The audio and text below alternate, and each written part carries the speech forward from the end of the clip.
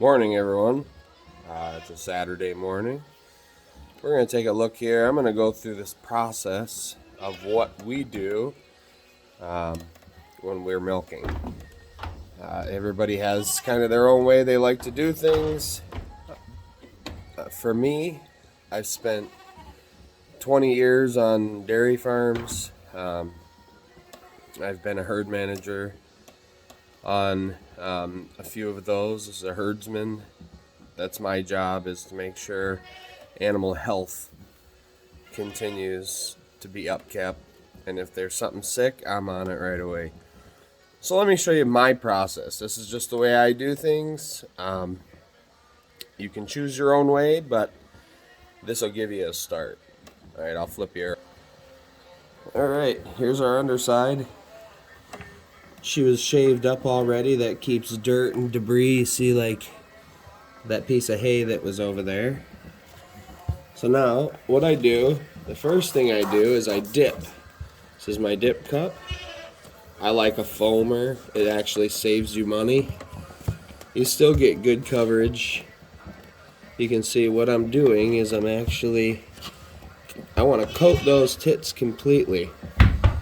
The reason is that iodine's going to get a minute to kill off that bacteria. That's really what we want. We don't want that bacteria on there at all. Now I take a clean towel. We use hand towels from Fleet Farm. Otherwise, you can buy a regular hand towel. Some people will use wash rags. I'm not being rough. I'm squeezing a little bit just to put some pressure, but I'm not being rough, making sure it's nice and clean.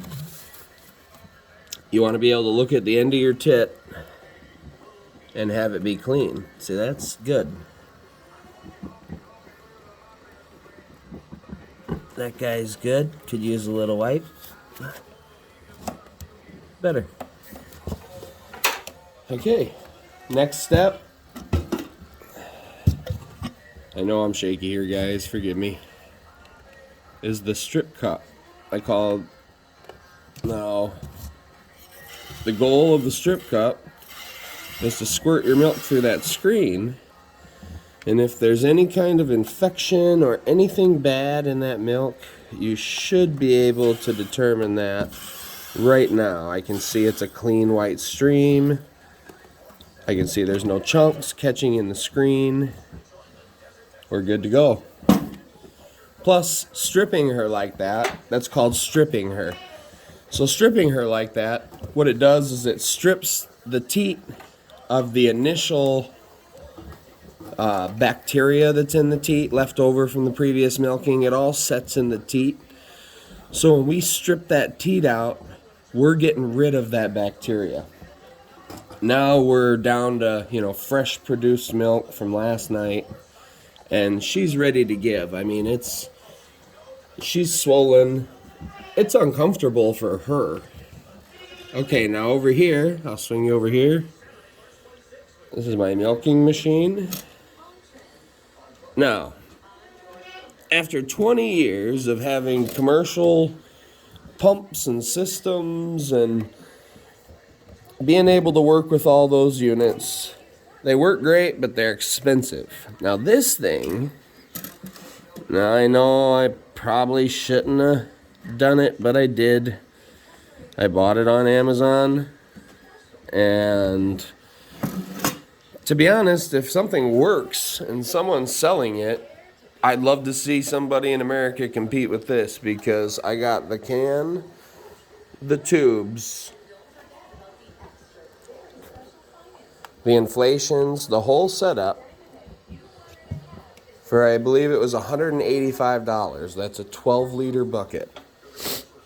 So, what I do now is I got clips on these.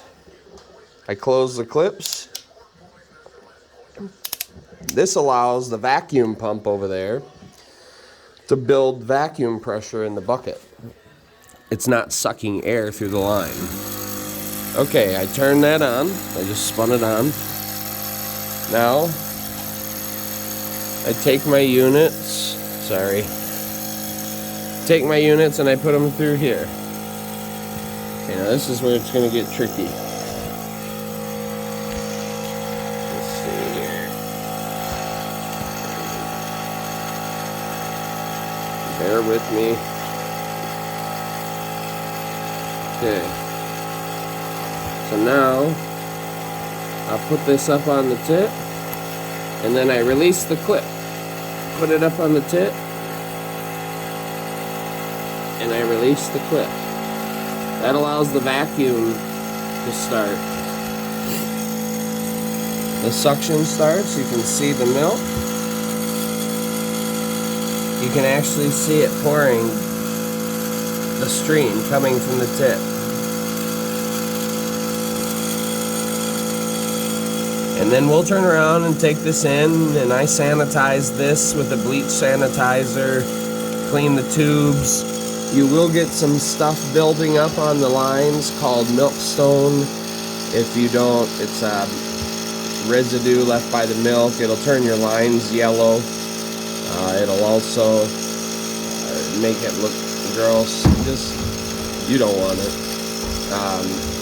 Every time you milk, sanitize everything, rinse everything out. It's going to take you an additional 20 minutes to half hour, even though it only took you 20 minutes to a half hour out here.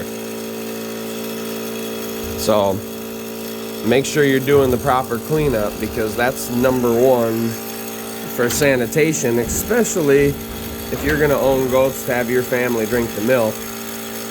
From inside of here, the inside of there, I don't want any bacteria. And then from there, when it goes in the house into the bottle, it gets filtered. It gets put in mason jars and cooled. I will be putting a brine together. She's almost done on that already. So when I put a brine together, and what I'm feeling for is that side is almost done. You can see it sucking almost in itself. You don't want that. Once she's empty, then you can release her on that one. So now she's a little heavy on this left side, as you can see in the pictures.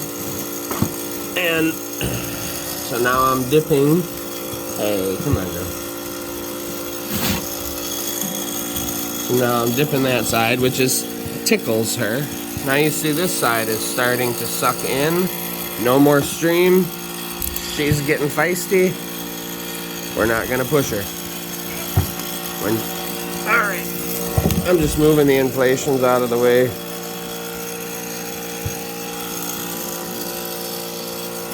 Sorry, girl. So now I'll dip her. The next thing I do, pop my lines. That sucks all the milk through the line down into there. So now I'll shut this off.